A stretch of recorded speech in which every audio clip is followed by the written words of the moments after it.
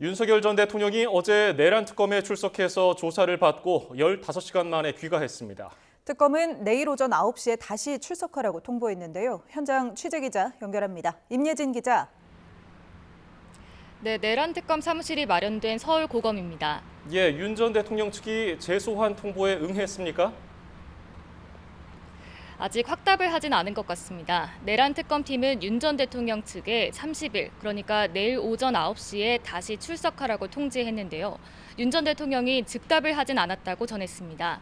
윤 전 대통령 측 변호인은 조사를 마치고 나오는 길에 추후 조사 일정에 대해선 계속 협의하기로 했다고 답했습니다. 내일 윤 전 대통령이 특검 통지 시각에 다시 나올지는 조금 더 지켜봐야 할 것 같습니다.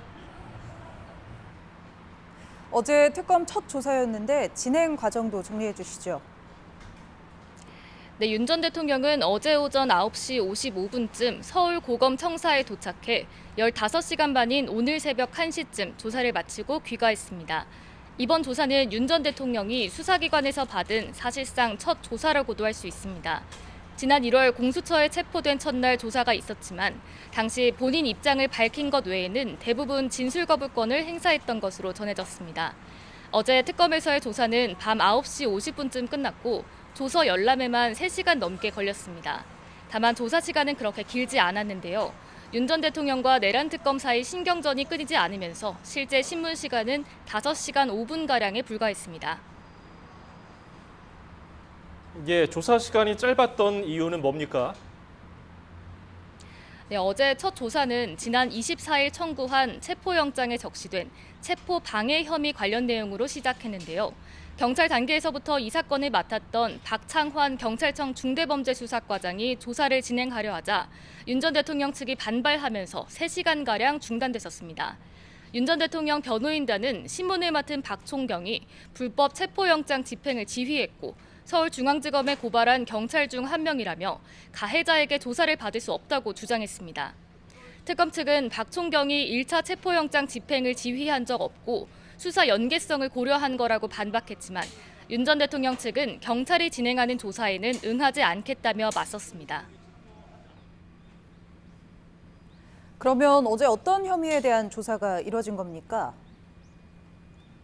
네, 특검은 결국 수사의 효율성을 위해서 다른 혐의에 대한 조사를 진행했습니다.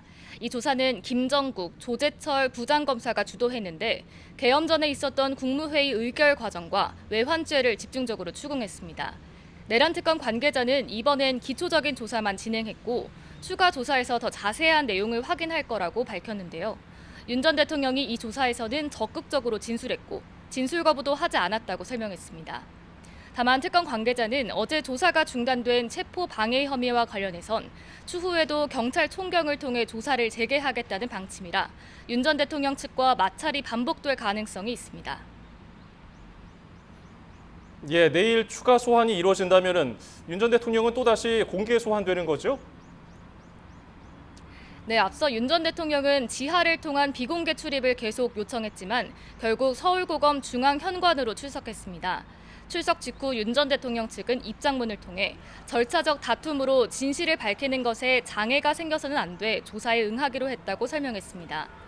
그러면서 특검의 공개 소환 방침이 법적 의무를 위반한 거라고 비판했습니다. 반면 특검은 공개 출석이 기본 방침이라는 입장을 견지하고 있어 추가 조사 역시 공개 소환으로 진행될 것으로 보입니다. 특검은 아직 조사할 게 상당히 많고 추가 소환 횟수에는 제한이 없다고 강조했는데요. 일단 내일은 체포방해 혐의 등에 대해 추가 조사를 진행할 것으로 보입니다. 지금까지 서울고검에서 YTN 임혜진입니다.